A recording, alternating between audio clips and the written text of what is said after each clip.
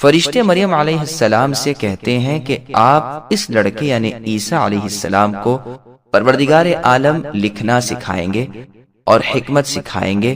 لفظ حکمت کی تفسیر سورہ بقرہ میں گزر چکی ہے۔ اور اسے تورات سکھائیں گے جو موسیٰ ابن عمران علیہ السلام پر اتری تھی، اور انجیل سکھائیں گے جو عیسیٰ علیہ السلام پر اتری۔ چنانچہ آپ کو یہ دونوں کتابیں حفظ تھیں۔ انہیں بنی اسرائیل کی طرف اپنا رسول بنا کر بھیجیں گے، اس بات کے کہنے کے لیے کہ میرا یہ معجزہ دیکھو کہ مٹی لی، اس کا پرند بنایا، پھر پھونک مارتے ہی وہ سچ مچ کا جیتا جاگتا پرندہ بن کر سب کے سامنے اڑنے لگا۔ یہ اللہ کے حکم سے اور اس کے فرمان سے تھا، عیسیٰ علیہ السلام کی اپنی قدرت سے نہیں۔ یہ ایک معجزہ تھا جو آپ کی نبوت کا نشان تھا۔ اکمہ اس اندھے کو کہتے ہیں جسے دن کے وقت دکھائی نہ دے مگر رات کو دکھائی دے۔ بعض نے کہا اکمہ اس نابینا کو کہتے ہیں جسے دن کو دکھائی دے مگر رات کو دکھائی نہ دے۔ بعض کہتے ہیں بھینگا اور ترچھا، اور کانا مراد ہے۔ بعض کا قول یہ بھی ہے کہ جو ماں کے پیٹ سے بالکل اندھا پیدا ہوا ہو۔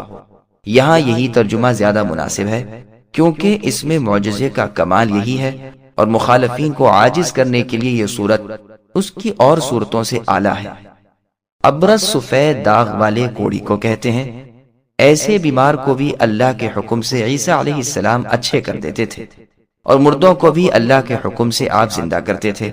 اکثر علماء کا قول ہے کہ ہر زمانے کے نبی کو اسی زمانے والوں کی مناسبت سے خاص خاص معجزات اللہ تعالیٰ نے عطا فرمائے ہیں۔ موسیٰ علیہ السلام کے زمانے میں جادو کا بڑا چرچا تھا اور جادوگروں کی بڑی قدر و تعظیم تھی، تو اللہ تعالیٰ نے آپ کو وہ معجزہ دیا کہ تمام جادوگروں کی آنکھیں کھل گئیں اور ان پر حیرت طاری ہو گئی، اور انہیں کامل یقین ہو گیا کہ یہ تو اللہ واحد و قہار کی طرف سے عطیہ ہے، جادو ہرگز نہیں۔ چنانچہ ان کی گردنیں جھک گئیں اور ایک لخت وہ حلقہ بگوش اسلام ہو گئے، اور بالآخر اللہ کے مقرب بندے بن گئے۔ عیسیٰ علیہ السلام کے زمانے میں طبیبوں اور حکیموں کا دور دورہ تھا۔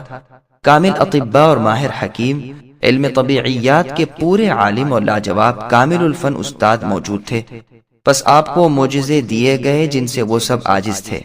بھلا مادر ذات اندھوں کو بالکل بینا کر دینا اور کوڑیوں کو اس مہلک بیماری سے اچھا کر دینا، اتنا ہی نہیں بلکہ جمادات جو محض بے جان چیز ہے اس میں روح ڈال دینا اور قبروں میں سے مردوں کو زندہ کر دینا، یہ کسی کے بس کی بات ہے؟ صرف اللہ تعالیٰ کے حکم سے بطور معجزہ یہ باتیں آپ سے ظاہر ہوئیں۔ ٹھیک اسی طرح جب ہمارے نبی اکرم محمد صلی اللہ علیہ وسلم تشریف لائے، اس وقت فصاحت، بلاغت، نکتہ رسی اور بلند خیالی بول چال میں نزاکت و لطافت کا زمانہ تھا۔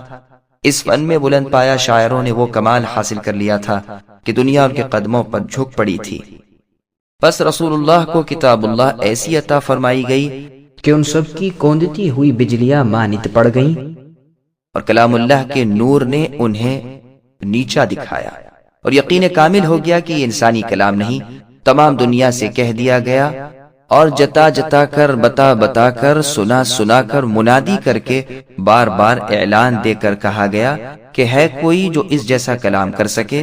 اکیلے اکیلے نہیں، سب مل جاؤ، اور انسان ہی نہیں جنات کو بھی اپنے ساتھ شامل کر لو، پھر سارے قرآن کے برابر بھی نہیں، صرف 10 صورتوں کے برابر ہی صحیح، اور اچھا یہ بھی نہ صحیح، ایک ہی صورت اس کے مثل یعنی اس جیسی تو بنا لاؤ۔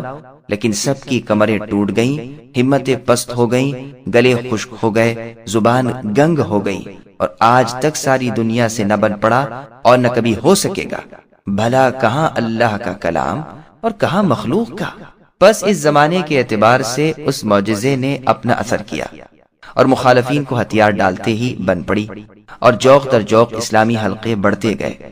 پھر مسیح علیہ السلام کا اور معجزہ بیان ہو رہا ہے کہ آپ نے فرمایا بھی اور کر کے دکھایا بھی کہ جو کوئی تم میں سے آج اپنے گھر میں جو کچھ کھا کر آیا ہو، میں اسے بھی اللہ تعالیٰ کے بتائے سے بتا دوں گا۔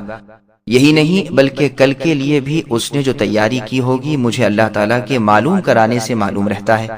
یہ سب میری سچائی کی دلیل ہے کہ میں جو تعلیم تمہیں دے رہا ہوں وہ برحق ہے۔ ہاں اگر تم میں ایمان ہی نہیں تو پھر کیا میں اپنے سے پہلی کتاب تورات کو بھی ماننے والا، اس کی سچائی کا دنیا میں اعلان کرنے والا ہوں۔ میں تم پر بعض وہ چیزیں حلال کرنے آیا ہوں جو مجھ سے پہلے تم پر حرام کی گئیں۔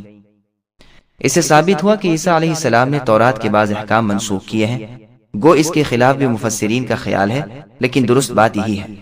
بعض حضرات فرماتے ہیں کہ تورات کا کوئی حکم آپ نے منسوخ نہیں کیا، البتہ بعض حلال چیزوں میں جو اختلاف تھا اور بڑھتے بڑھتے گویا ان کی حرمت پر اجماع ہو چکا تھا، عیسیٰ علیہ السلام نے ان کی حقیقت بیان فرما دی اور ان کے حلال ہونے پر مہر کر دی، جیسے قرآن حکیم نے اور جگہ فرمایا وَلِأُبَيِّنَ لَكُمْ بَعْضَ الَّذِي تَخْتَلِفُونَ فِيهِ، کہ میں تمہارے بعض آپس کے اختلاف میں صاف صاف فیصلہ کر دوں گا، واللہ اعلم۔ پھر آگے اللہ نے فرمایا کہ عیسیٰ علیہ السلام نے بنی اسرائیل سے کہا کہ میرے پاس اپنی سچائی کی ربانی دلیلیں موجود ہیں، تم اللہ تعالیٰ سے ڈرو اور میرا کہا مانو، جس کا خلاصہ صرف اسی قدر ہے کہ اللہ ہی کی عبادت کرو جو میرے اور تمہارے پالنہار ہیں، سیدھی اور سچی راہ تو صرف یہی ہے۔